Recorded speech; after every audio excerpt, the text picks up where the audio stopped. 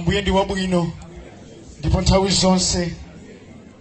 Okondedwa, mmawa wa lero Ambuye ayankhula nafe popanda mantha ndi manyazi kapena kunyengererana, koma kuwuzana choonadi chokhacho kudzera mawu ake amene apezeka pa 1 Samuel 18 kuyambira ndime yake ya namba 5 mpaka na ndime yake ya namba 9.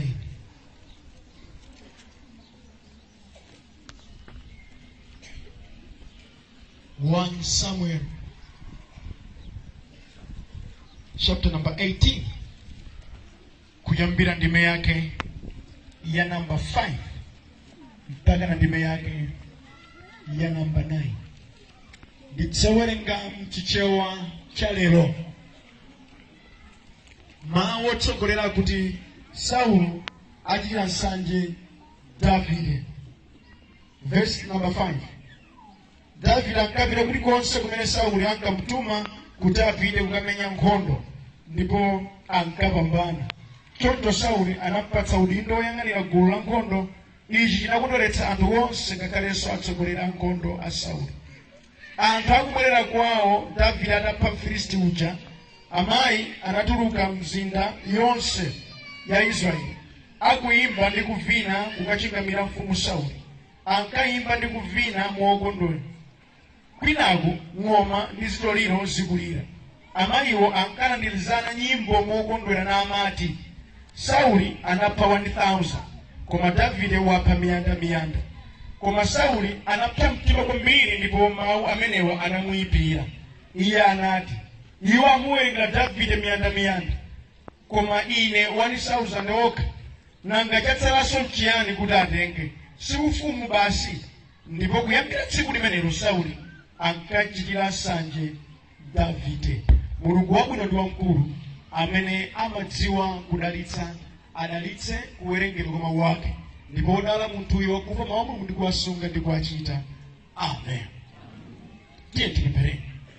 Atate chauta Mulungu wathu, mmawa wa lero mwatikomera mtima Mulungu kuti tikhoza kumvanso kuyankhula kwanu.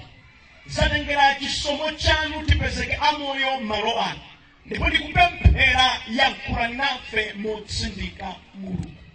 Mawu amene tawerengawa Atate akuonetsera kale kuyipidwa kwa Saulo ndi Davide, kamwana kang'onong'ono koma kachita nsanje. Yehova, vuto limene li pakati pathu liliponso. Tithandizeni Yehova kuti tikhoza kuthana nalo lero mwa mphamvu ya Mzimu Woyera. Alipo pano Ambuye azimayi amene ndi asanje kwambiri, sankaoneka chonchi Ambuye kale ayi. Chidapangitsa kuti atoneka chonchi ndi mpikisano sanje ndi wena awa. Azolika ngati zoona, koma mtima mwawo muli nkhondo zochuluka. Chimwenewo Ambuye moyo wawo ngwachabe, sakondwera kumva nkhani zabwino za wena Ambuye. Atate ndikupemphera mudzina la Yesu nthawi yapana maso ndi kuwathandiza. Sakamba zokoma za wena, amangonyoza popeza amayipidwa mtima ndi madalitso amene inu mumapereka kwa anthu ena. Athandizeni. Kuseka amakufuna koma amakanika kulero kamba kankhwitsi mpaka nkhope yawo imakhala ngati njiwa zopondaponda kukwiya. Athandizeni mwa mtanda kuti akhoza kukhala ndi mtendere woposa chitisa chonse. Kulani tichepe mwa Yesu Khristu. Amen. Haleluya. Mawu a Mulungu amene tawerenga ni mawu opatsa chidwi kwambiri.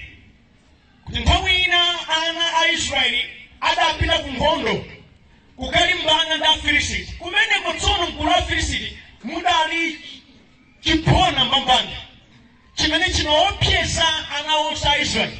Nama Saulo ali ufumu nthawi imeneyo ankachita mantha kuti akathane nacho, chifukwa chidanena kuti tisadambe nkhondo lilere, mmodzi wa inu abwere amene ndi ine pano. Ndikagonja ine ndiye kuti no inu na amene mulamulira ife, ndipo ndikamugonjetsa ndiye kuti ife tabapo kupambana. Okondedwa, Saulo adayesetsa kulonjeza zambirimbiri, sadapezeke mmodzi woti akhoza kupita. Umakhala kanilanga epita ndiwe inazafuna moyo epita ndiwe. Kwani mudziwa kuti anthu ambiri amatangwanika ndi zopheka, koma zovuta zimalira anthuocho. Amen. Neno osacha kungodukwanisika palibe ndi mmodzi yemwe chapo kanthu kunabwera Davide. Amene atamva kudukwana kwa Goliath, Davide apita mtima nene mawu inu anyose lanji mulungu Mfilisiti zakulipa ine ndipita ngache naye. Ndipo Ambuye anamutsogolera napha Goliath.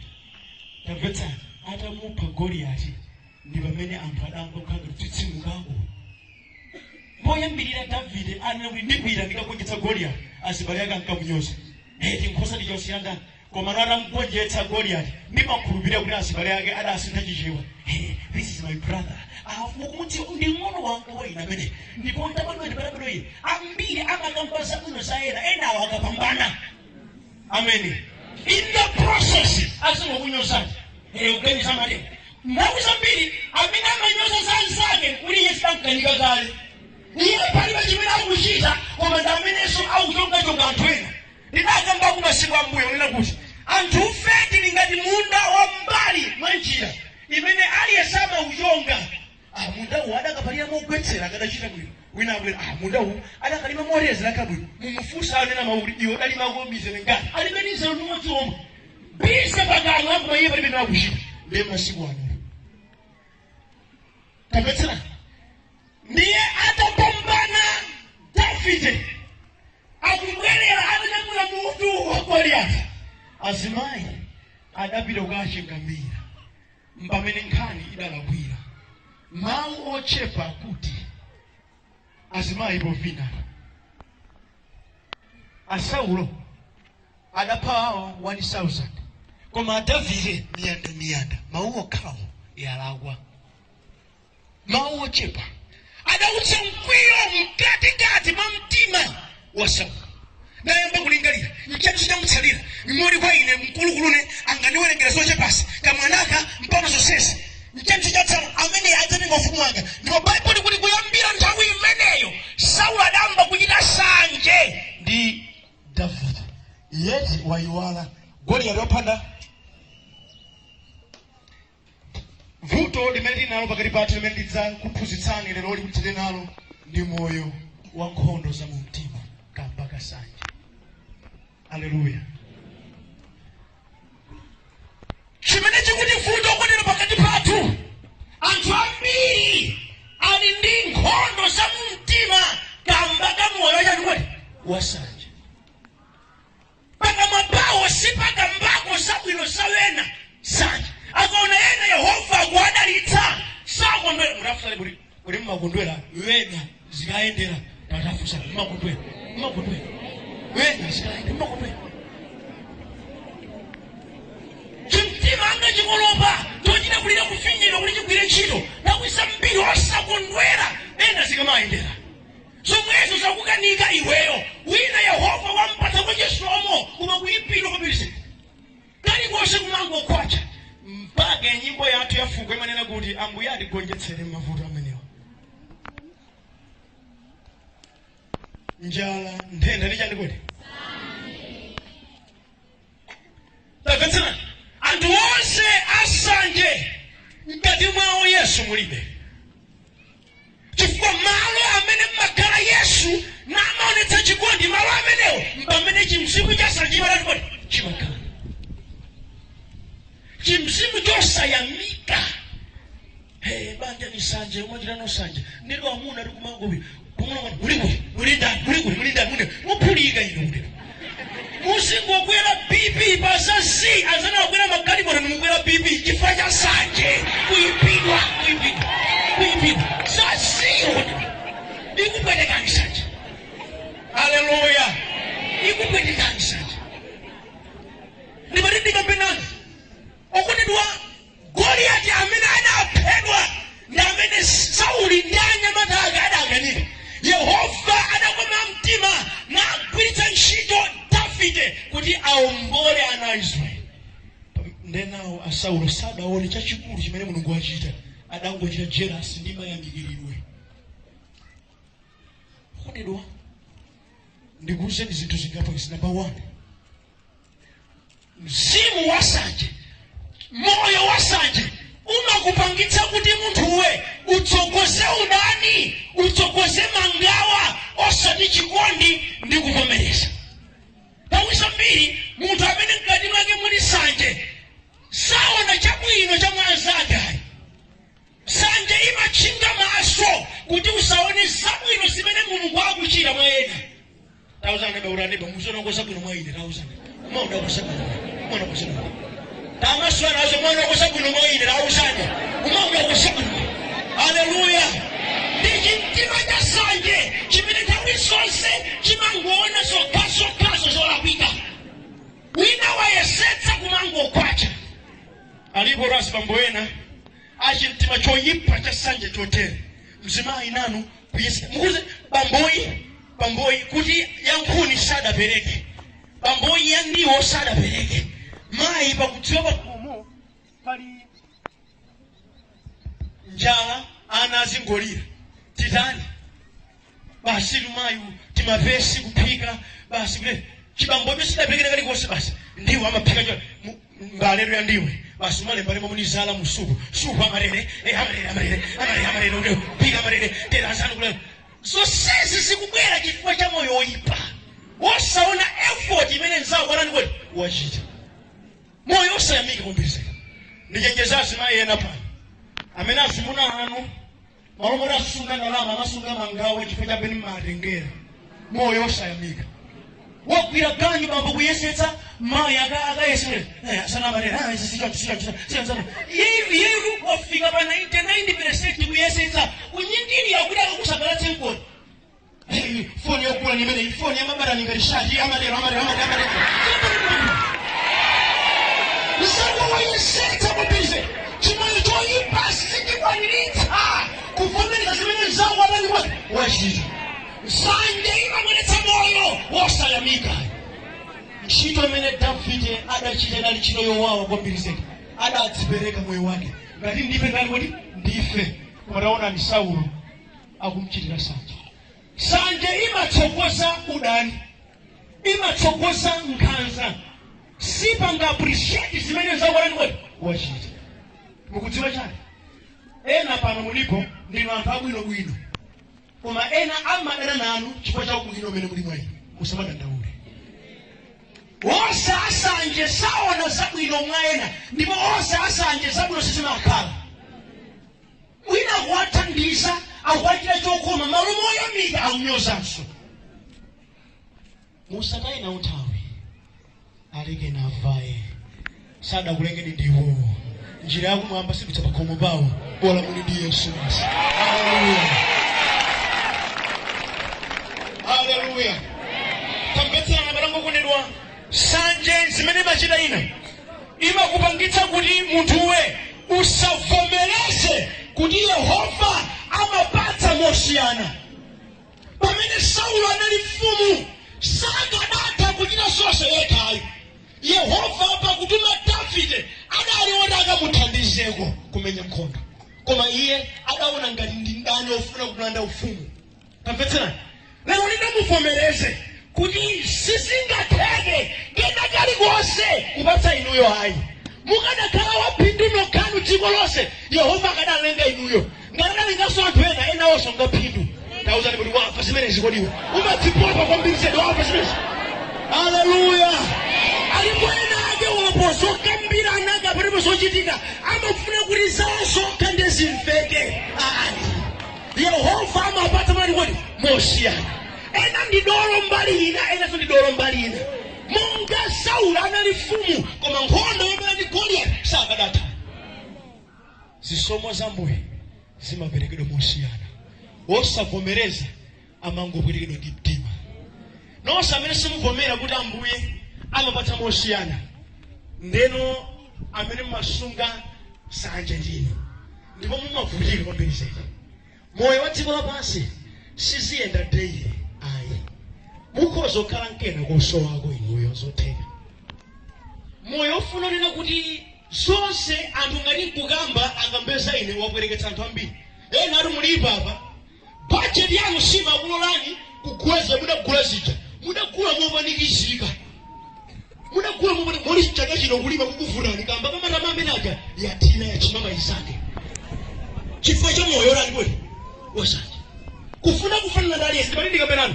simudzafanana ngali yese. Amen. Simudzafanana ngali yese.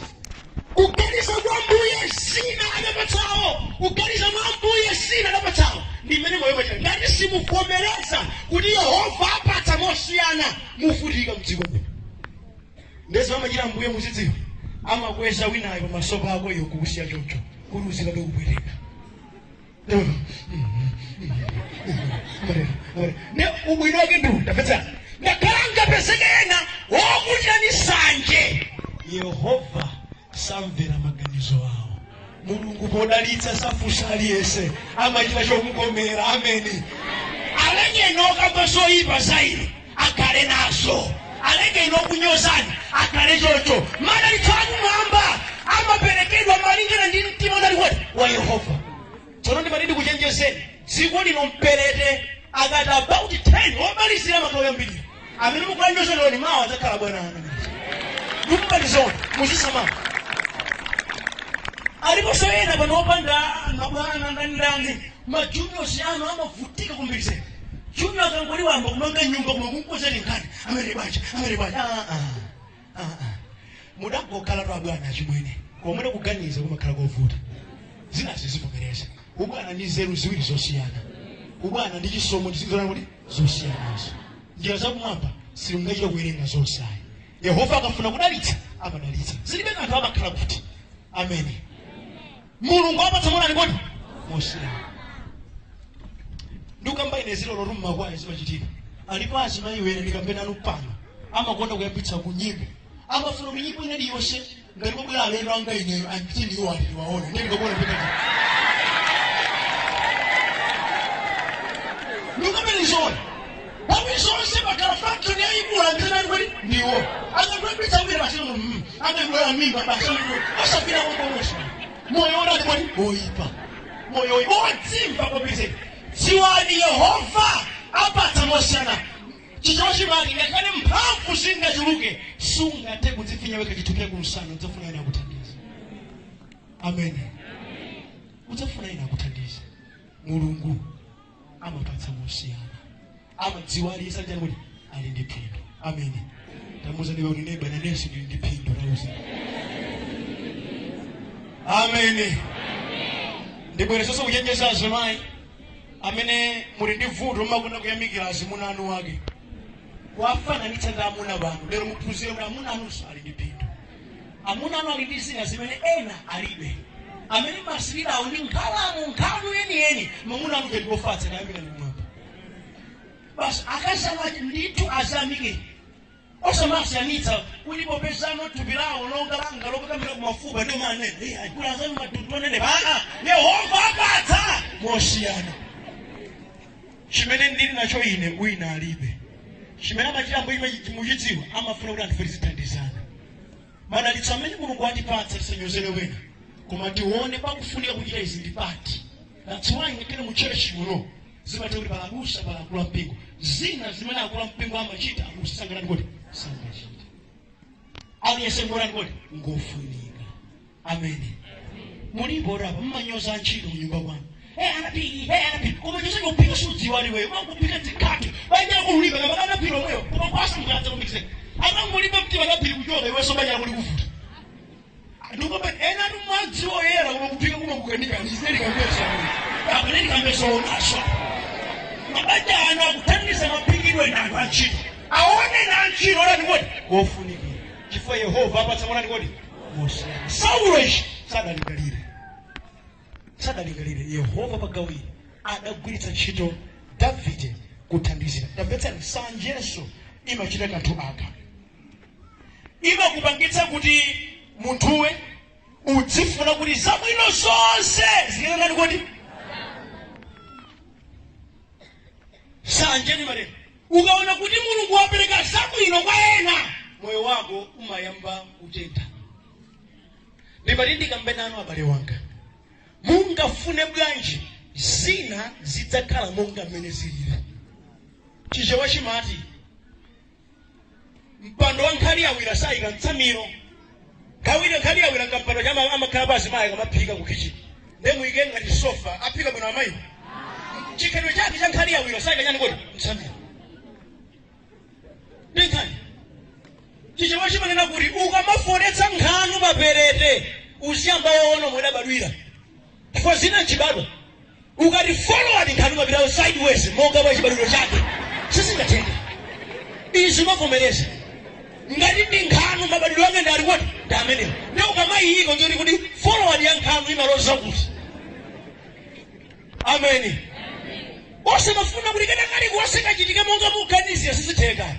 Mwina Sauli amakeza kuti amene angamthandize nkhondo chizika giant ayi. Yehova amasankha mosiyana. Ndipo Yehova ali ndi kuthekera kopatsa soyena zabwino monga inu mafuna zabwino.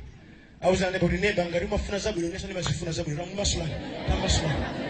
Yesu nimazifuna. Amen. Mwachuluka ziphaze opondereza wena ambe kuti no muli kukama ndinoka ayi. Vetani. Amene adalenga mano na amene samereka chakudya kuti tizidya ifa mano ali ntchito nemusa magenzere muli mano ndikunoka mtima wotani wotero oti galinza mafura muzidya noka ndikayankhula kwina kuti mabwana asola alipo timawekisha kutofunika majunyo simapita yokha chimwe alipoli kudya kamwana nkuyasama ndiye amayesa mazizo sana ngati mmafuna zabwino enaso zabwino wani kodi amasifu ngati mmafuna kuyamikiridwa enaso kuyamula matani kodi amakufuna podziwa zimeneza Ambuye amapatsa mulani kodi mosi ngati mufuna zabwino enaso Yehova amatha kuwapatsa kodi zabwino. Asaula mafuna otchuka okha koma Mulungu sadatero adapereka sokuthekera mwanani kodi mwa Davide. Sadaonenso dziko lake ayi, sadaone mbiri yakenso ayi, adangopereka monga mwakukoma kwa mtima wake basi. Okondedwa chondikumera chakuti ngakhale ena sangafune koma chala cha Mulungu chikalosa chalosa basi. Ndipo chala cha Mulungu sichilengera minyozo ayi, sichilengera kuti ali ngwakuda ayiso kaya matiwa chizungu ayi. Zisomo za Ambuye sizili kajengo ayi, ndi Mulungu wabwino okonda aliyense. Amen. Kanthu kena okondedwa kamene sanje imachita sanje imakupangitsa kuti uzimva zinthu molakwika. Mukudziwa chani? Ena pakati pathu makamaka ife opempherafe timafuna tizigawana nkhani zachisoni osati nkhani zabwino. Chifukwa ambiri nkhani yabwino imumveka ngati matama. Anthu imafuna kuti mbale wanga izandivura ngongole zandivura kwambiri zedi uzindipempherera ndikupempherera mbale au choka galu yarisa mkaulitsa ngongole amanyama kwambiri izimana kambira mafuna kuchita. Anthu amafuna kuti ngati kugawana tidzigawana nkhani zotani kodi zomvetsa chisoni. Zabwino timazimva ngati matama koma si moyo wotero. Azimayi ataona chipambano chimene Yehova adachita kudzera mwa Davide chinachitika ndichi adapenga nyimbo yoyamikira zimene zidachitika. Nyimbo imeneyi idamupweteka mtima Sauli. Chifukwa chani? Iye adamva ngati kuti azimayi wakupanga sapoti kuti ufumu upite kwa Davide. Nyimbo iyi ukamba za ufumu. Mukudziwa chani? Alipo ena amene amamva zinthu zimene wina sadayankhule timapangitsa kumva zosayankhulikazi ndi moyo oyipa, moyo wasacha. Mzama akuwuzani mawu ine nditalima ndapeza matumba 50 Ambuye wanchita chisomo akumva apa kuti aunyada alale chimanga chambiri iyeyo akhoza kulitsa Malawi yonse wakambako zimene zinthu. Nenazo ndi status chidzathabe chimafungwabe milandu langa pamaka makeno azimayi milandu langa pasi ngati sanu akondedwa Mungu osauka nazo mtima nde mmakalemba pa status zonyoza wina munthu wina ayonso pa WhatsApp omwe yonso palibenso tandiva moyo oyipa wotere umakumveketsa m'makutu mwako zimene kulibe mwaichi zimakupangitsa kuti mtima oyipawo udzipirapirabe. Alipo wena umati kuwafusa zina akankha kuti zina amayi nasiya ndalama yanga mtrauza mwanja palija nde muli nini maba nini maba muzo mmene ambira kuja peni muja kuwafusa choncho fuso likuti chani ndinasiya ndalama mtrauza wanga lijamaji hapa unaziwa nako ni bafandine sukrisa why bali mtima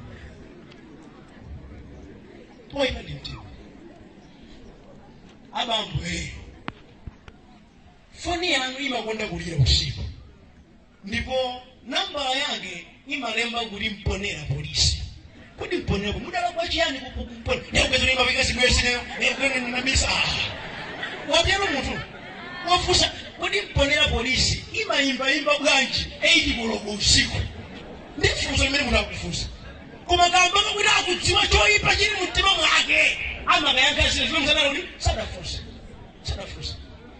andisimenesi sikupyala maudani kompilizeni kumakuganisira munthu chimene muli mwake mulibe kodi Davide akamba kuzofuna ufumu koma nanu luchisanje ukapweteka munthu wina osala kuti ndikapenani wose amene mkati mwawo muli moyo wasanje mumamuganisira wina zolakwiza zimene mtima mwake mulibe ati mapweteka yena osalakwa tazani kuti misanje yanu ili mupweteka yena osalakwa tauzanso kuti misanje yanu ili mupweteka yena osalakwa amen maudani akuchuluka pamene munthu uyo mtima mwake sipezo yali kulibe ameneyo ndekuti mngati walere apakaisi mngati walere akambaisi asichocho ena amene kukwazunza moyo wawo suli choncho mwinanso tsoka lake amene mukumuyipitsira mbiri yake ndi munthu wabwino kwambiri andimo kaniso okoma ukuthandizani ndipati ndikapenano nonse amtima wasanje ndi oyipa mumapewa zabwino kuchoka mwa anthu ena ndipati ndikuwuza chimene Mulungu amachita ndichi madalitso ena inde adzakupezani direct koma madalitso ena simudzawapeza ngati simudzalumikizana na anthu ena ndibwerezenso madalitso ena adzakupezani inuyo koma madalitso ena Yehova adawayika mwa ena mukalumikizana nawo mpamene mudzadalitsike alipo ena mumponera ali ndi business abwino kwambiri popeza mumadzipa machita marama simufuna kulumikizana nawo teba libe yono muchitapo ndito sizo niyo samanyambira zitaenda ndidzaboreza zidzateka mukapandauza ngasa zidzateka amen palibe munthu amakhala munthu payekha Yehova adakupatsani wakuzungulirani kuti agwirizane ntchito amene kukuthandizani amen ndipo wina akamakuthandizani muzimva chifukwa ligwera madalitso tsitsi lizimva chipeso ndikuti kupesa kutheka zikavula likomera mpala ngatira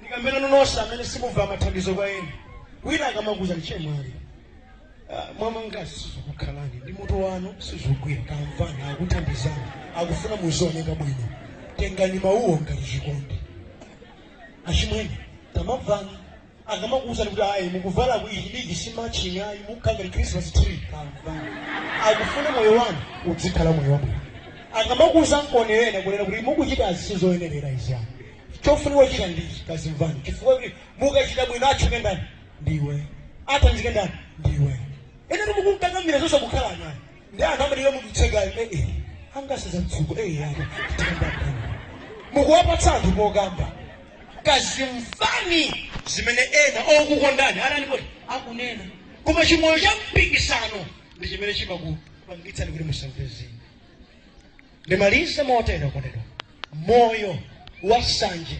umakupangitsa munthuwe kuti ukhale ndi mbewu mkati mwako ya mkwiyo ndi yoononga mpaka nayo kakufikitsa pakunyansidwa ndi moyo wa munthu kuti ukhoza kuuchotsa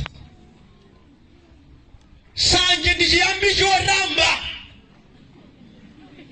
moti nonse asanje step 1 yokhala fiti moyambapo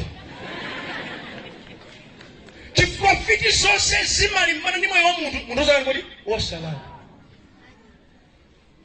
mudawuzane kuti ngati ndinu asanje moyambapo oramba dawuzane kamasulana moyambapo oramba chimene chingakupangitseni kuti mpaka na muyambe kuchita ziwembu zochitira munthu wina chani kwani sanje Sauloyi chifukwa cha mawu amenewo atampweteke kapaka sanje adapo kumanga pulani yopandani Davide mpaka na wambo kwa sanje kamwana kufuna kukapo kamwana chifukwa cha sanje moni wose amtima wa sanje chiyambi chotamba chambika Ngati mwanu tsono mumayamba mbewu yongofuna kulimbana ndi munthu ngakhale yeyo asadalapo. Ndipo zabwino zimene wina akuchita mbewu imene imatchinga. Siona zabwino ayi. Moyo umene mayendera ndi wa ZDP zabwino palibe. Moyo woyipa oterewu umachitika ndi anthu amene amakonda azimayi kwambiri. Amanyoza mkazi wapakhomo numangasamala kwina. Kusamala mateka awe kumanyoza mkazi wapakhomo. Ndifuse mwina azibamba mukhoza ndiyanga. Kunati munthu watenga chimanga kuno kumponera kupita nacho kumadisi kugulitsa pobwera nukugasa chimanga bwera nacho munthu akagwira wasiya agazi kunyumba upita sokwino kwa nani kwali munthu wakagwira. Ne Baibulo silimanetsa utenga mkazi wina ayi pokapoka wina ayi abamwalira. Levitico 18 verse 8 usamateka mkazi kumpatiza kwa anzake wina akalima. Nenawo awawa oyibidwa mtima awamati auchedwa rani kodi uyu auchedwa omwalira. Neba asili kupita sopinaso. Ndifuna kambela mwishi. Machitachita amene wandishionetsero chakuti mkati mwanu mwapyalika mbewu yoyipa alipo azibambo pano amakasamala vana akuchikwesa amene ana obereka okha ndi oduwa ngalachira kukumba alimbo sawala kudira akuswa ndikamba ni zona usazolika kunya kuno ndikamba ndiwo kumene umachita zimene zindi bakhomo kumango yanga na ziphaliwa abo mbanga maka mupira kuli kutsogolo moyo umene ngati ukuzuza mkazi wako ngati ukuzuza ana ako kuti za munthu wino ngalabade ndi moyo woyipa. Moyo umene umakupyaula kuti ukhoza kuchita kana kalikose mpaka ndi kuti ndi chiyambi chotamba. Ena ali muli pano kwa makolo ana akuzunzika kwambiri koma anawo ndinuyo ndinu madolo kwambiri mumponera mumamwa kwambiri moyo miba zili kuno madiki koma makolo anu kutetiswa. Adanena kuti kwayi kubwera kwambiri ndi aliyense amene ali ndi makolo akalikwa makolo akalitsaone ena asimudakabwera la ndi zoposa chifukwa mukudziwa moyo wanu sosamalira makolo. Ndimayankhulaso pena kuti alipo ena azibambo amene sasamala makolo akuchikazi. Adakuberekera mkazi wako akukusamalira koma amayi wake ndi abambo ake siwasamalira konse. Kani zakuchikazi sizikukhudza moyo woyipa. Aliponso ena azimayi sasamalira apongozi wako. Adakuberekera mamuna kuti ukwatiweko iwe ni mayi amene uja amene ayi kameka kukoma ndi nyasa kwakuda kotere popanda iwo kadakwatiwe ndizionetsero za moyo woyipa.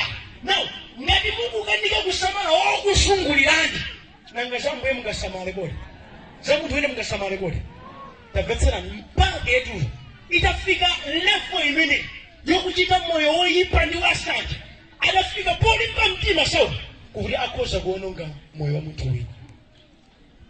Ndimalindi kambe nani mukapitirira kukhala ndi moyo woyipa wasanje hotere mukhala inu ovula za ena osamala.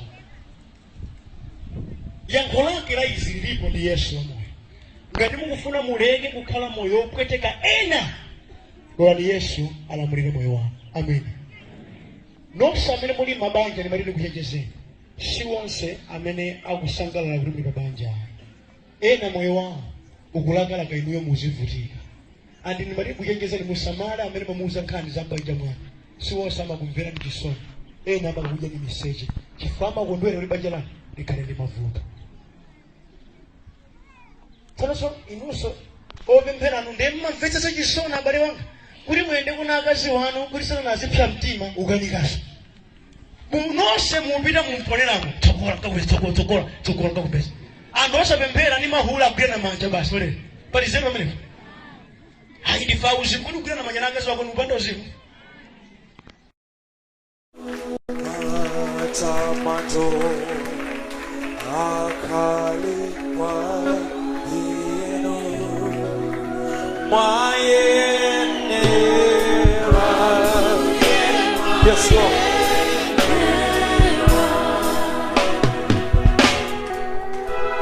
Ule melero kwa. Yes, Lord. Wayenera baba. Hati yangu